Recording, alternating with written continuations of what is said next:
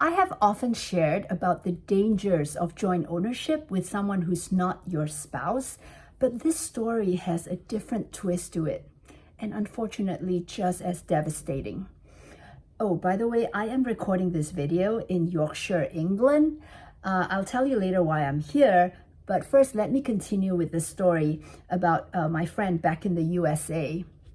So when she and her husband purchased their home, her husband and his parents bought the house 50-50, so they became joint owners of the house, and it made sense to them because the parents were going to live with them.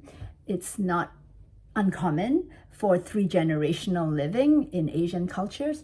So while the parents are alive, the family would take care of the elderly parents, and then when they pass away, the house would be inherited in full by the son. It did work out really well for a number of years, but something horrible happened last month. The husband was killed in a car accident. So the husband's father now has 100% legal ownership. The wife not only is unable to have the luxury of just focusing on grieving for the loss of her husband, she is very anxious about what will happen to the house. It's not likely that they will ask her to leave or kick her out because her children grew up there and they all have very good relationships with each other. They're all on good terms. But what will happen when the parents pass away? The parents have 2 other children.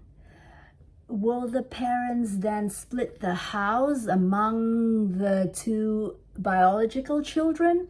Or will they pass the house to her and her children, which was the intention of the original joint ownership? What happens when the parents get older, more frail, and decide to sell the house and move into a nursing home? What claim, what say does she have in the ownership of the house or wanting to stay in the house?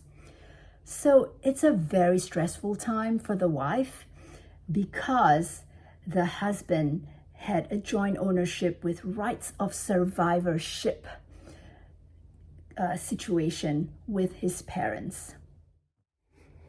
Now, for those of you who are curious as to why I'm in Yorkshire, England, my siblings and I are cycling through the Yorkshire Dales. If you read the James Herriot books, All Things Bright and Beautiful, All Creatures Great and Small, or watch the PBS series, you will know the Yorkshire Dales as the place where all these stories happen. James Herriot was a farm vet and he would visit all these farms up and down the Dales, hills and valleys to take care of the animals. The Yorkshire Dales are just wide open spaces, picturesque vista after vista of green pastures, valleys, soft rolling hills. If you are considering a cycling adventure overseas, I strongly would suggest looking into going through the beautiful, stunning Yorkshire Dales. Come on. All right, I will see you back in the USA.